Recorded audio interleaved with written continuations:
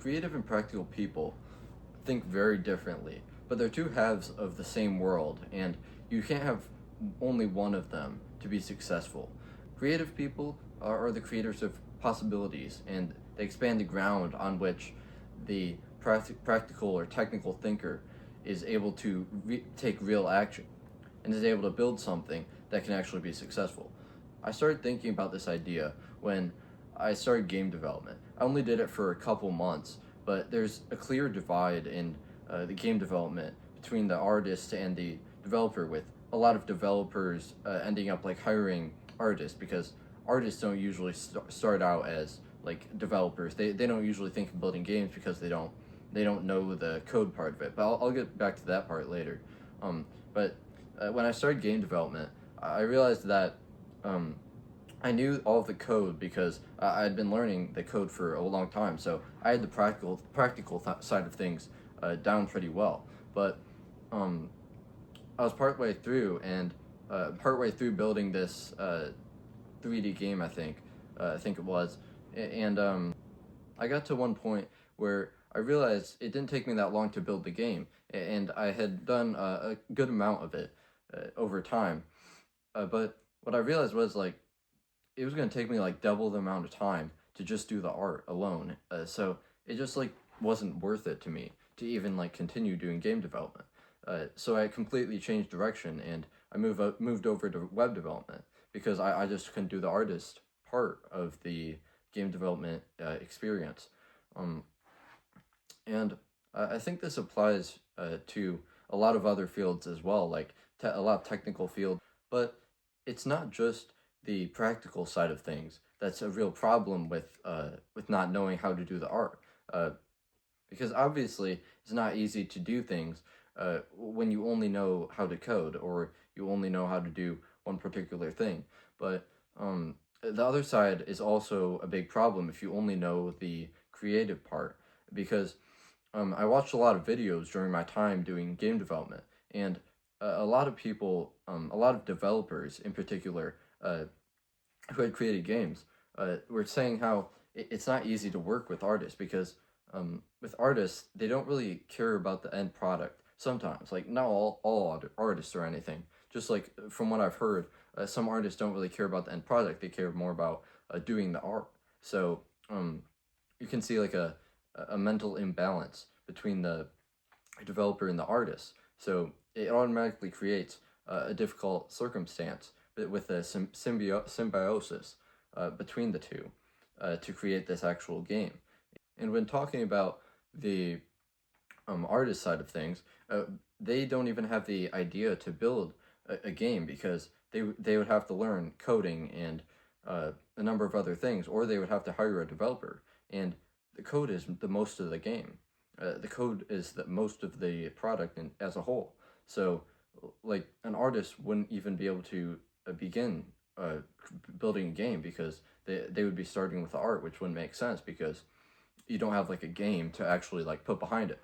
So obviously it's basically impossible to build a game as an artist because it's just not a reasonable goal, at least when you start. And that's why I'm saying it's so important for these two sides to come together because they don't really have anything on their own. They just don't know how to do anything on their own when they only have their particular path of knowledge, either the technical side or the creative side. So I think there's a solution to this.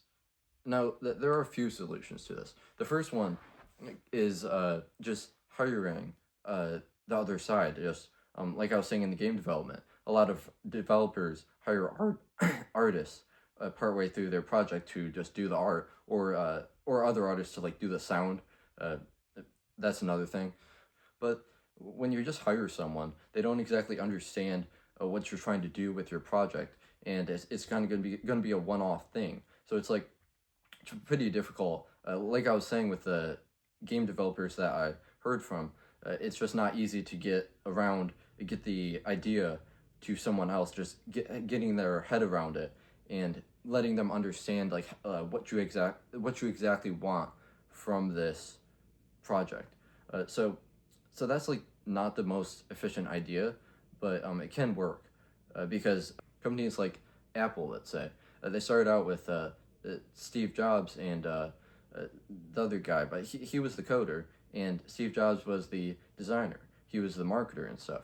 So it was useful to have two different sides, the creative and the technical, in one place, but still two different people, because it just each person could focus on their specialty, and that allowed Apple to thrive in the early days.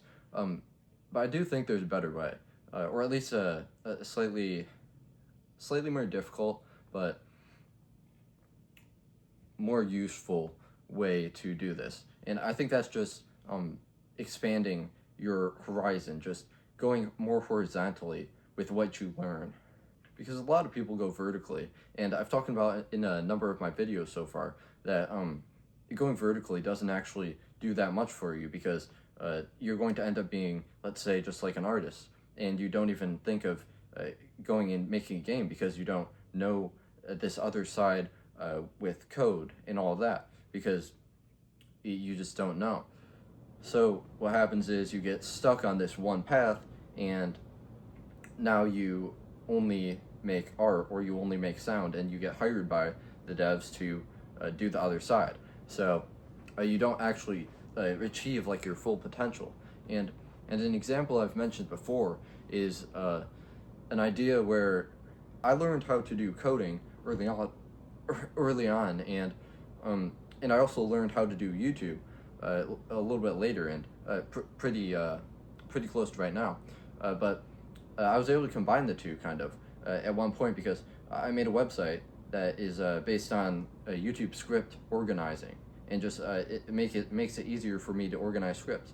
So I was able to combine these two, the creative and the practical side of things, into one coherent narrative and an actually useful product with both sides. So just going vertical doesn't really help you when you're actually trying to make something. That's why I was planning on doing the art for the game, but then I realized that it was a lot more difficult than I was expecting, because there's just a lot more to it.